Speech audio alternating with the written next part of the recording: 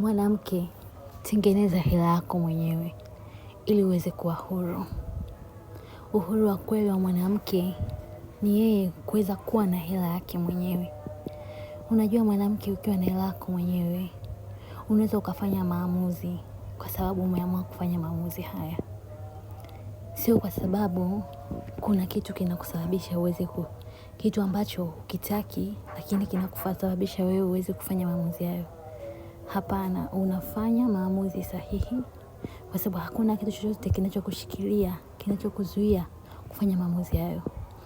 Mfano, unaweza kukuta mwanamke yupo kwenye mahusiano yanayomuumiza.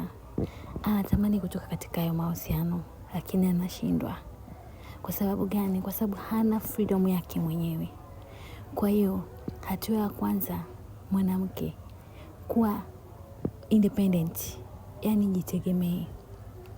Tengeneza hela yako mwenyewe. Hiyo itaweza kukupa nguvu ya kufanya uamuzi wowote. Na kukupa nguvu ya kufanya uamuzi kwamba hapana, jinsi tunavyoendelea kuishi hivi, hapana, this is too much. Siwezi kuendelea. Kwa sababu unajua nyuma yako una backup ya pesa. Lakini ukiwa hauna hela, ukionewa uonewavyo, ukiteswa utesavyo, utashindwa kufanya maamuzi. Utasema ngoja niendelee kuvumilia, ngoja nivumilie. Ndio maana inatakiwa mwanamke, zingatia kuwa na uhuru wa kifedha.